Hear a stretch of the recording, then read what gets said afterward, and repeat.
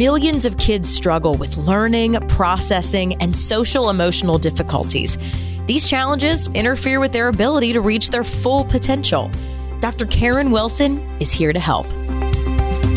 Her extensive background in pediatric neuropsychology and higher education have prepared her for this unique mission. Listen as she delivers content to inform, educate, and empower parents and educators. This will enable you to identify challenges that kids face and get them on the road to achieving their full potential. This is Diverse Thinking, Different Learning by ChildNEXUS. Hello, and welcome back to the Diverse Thinking, Different Learning podcast. This summer, we're doing something a little different. I'm trying out some shorts or shorter podcast episodes mixed in with interviews. The last one I did was episode 140. So if you missed it, be sure to check that out. It was about how to support your child's mental health over the summer. And today we're going to be talking about social media. As you know, there was an urgent advisory released by the U.S. Surgeon General and a health advisory from the American Psychological Association because of concerns about social media's impact on youth mental health. So today I'm going to talk about the impact of social media on children and teens and ways parents can help mitigate risks.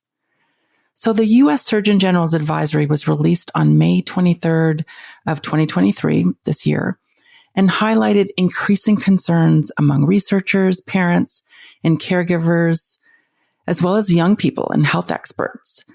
And what they did was they emphasized the importance of addressing these concerns and understanding the impact of social media, particularly on children's mental health. So I wanted to highlight some key points from the advisory. One, the finding is increased stress, anxiety, and depression have been associated with excessive social media use. There are also negative effects on body image and self-esteem due to unrealistic beauty standards that are promoted on social media. There's also the potential exposure to cyberbullying and online harassment that can lead to emotional distress. Finally, there is concern regarding the addictive nature of social media and its impact on sleep, academic performance, and overall well-being. Because we discuss students who think and learn differently on this podcast, I do want to add that children with learning and processing issues may be at increased risk when using technology because they may be more vulnerable to cyberbullying, social anxiety, and have more difficulty navigating complex social dynamics online. For example, technology use in general can be challenging for neurodivergent kids with ADHD. We know that kids with ADHD can have difficulty maintaining attention and focus, and technology can be highly distracting with its constant alerts, notifications, and rapidly changing content. Children with ADHD can struggle with impulsivity and have difficulty resisting the urge to check their phones or respond to notifications, which can further interrupt their ability to concentrate on important tasks. Kids with learning challenges may be more vulnerable to bullying, harassment, and discrimination online due to their difficulties with reading, writing, or processing information. And cyberbullying can have serious negative effects on mental health and well-being, contributing to anxiety, depression, and social isolation. We also know that excessive screen time, especially before bedtime, can disrupt sleep patterns, and that can lead to fatigue and irritability during the day. This can also contribute to feelings of loneliness and depression. And poor sleep can exacerbate symptoms of ADHD, leading to even greater difficulty with focus and attention. It's also important to realize that kids with learning disabilities may have more difficulty distinguishing between accurate and misleading information online. They may be more likely to believe false information, which can have consequences for their learning, development, and their social interactions. And finally, kids with learning differences like ADHD may struggle with social skills and may be more prone to social isolation, and technology use can sometimes exacerbate these difficulties by leading to excessive screen time and less face-to-face interaction. So as a parent, what do you do? Well, first, I really want to acknowledge the difficulty of getting kids and teens in particular off screens and off social media. Parents face real challenges in managing and regulating their child's social media use. And the fact is, screens are a part of everyday life, which makes it even more challenging to completely avoid screens and for teens, avoid social media. These challenges include the addictive nature of social media and its constant availability on various devices, and the influence of peer pressure and the desire to fit in among teenagers. So I'm going to highlight 6 ways parents can help their kids manage social media. Number 1, establish clear rules and boundaries. It's important to set clear expectations and boundaries around social media use. This includes limits on screen time, specific apps that are allowed or not allowed, and rules around sharing personal information or engaging with strangers. Number 2, it's important to establish open communication channels to discuss online experiences and concerns. You want to encourage your child and your teen to talk about their online interactions, both positive and negative. What you want to do is establish a safe space for open dialogue without judgment or punishment. Number 3, establish technology-free zones. Those are areas in the house, like at the dinner table, where no technology is allowed. Number 4, educate them on online safety and discuss responsible behavior online.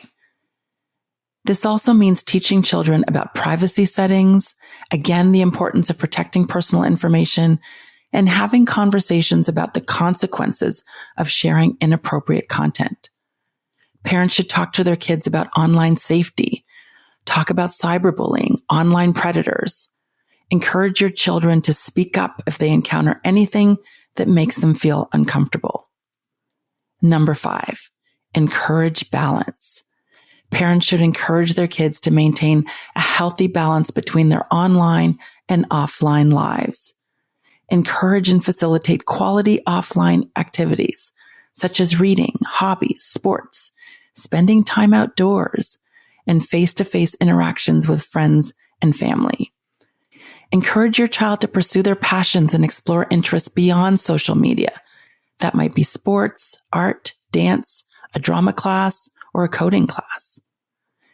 Finally, number 6, monitor and supervise social media use without being overly controlling. And of course, that depends on the age of the child. You want to stay informed about the platforms and apps your children are using and monitor their activity. Keep an eye on their social media activity, including the content they're viewing, the people they're interacting with, and the comments and messages they're receiving. This can help identify any potential risks or concerns. You can also use parental control tools and again, regularly review your child's online activity while respecting their privacy. So I've mentioned some of the negative effects of excessive social media use: increased stress and anxiety, comparison and feelings of inadequacy due to curated online personas and highlight reels, cyberbullying and online harassment, which we know can have severe emotional and psychological consequences. There's also the impact on body image and self-esteem, particularly for vulnerable students, and the lack of sleep and reduced engagement in real-world activities when kids spend excessive time online. That being said, there are also benefits of social media for students. Social media can be a powerful tool for kids and teens to connect with friends, explore interests, and learn new things. It can also foster social connections, provide educational resources, and promote creativity. So it's important to be a proactive parent, establish open dialogue, model healthy social media habits, and help your kids, your teens, create a healthy relationship with screens and social media. Encourage healthy social interactions and promote the development of social skills through clubs, groups, and activities that cater to your child's interests. I hope this information was helpful. Thank you so much for listening and tuning in. Let me know your thoughts on these shorts, on this episode specifically, and on our summer shorts format. Be sure to hit subscribe and join our email list so we can stay connected. Until next time. Thanks for listening to Diverse Thinking, Different Learning by ChildNEXUS. For more resources, visit us online at childnexus.com.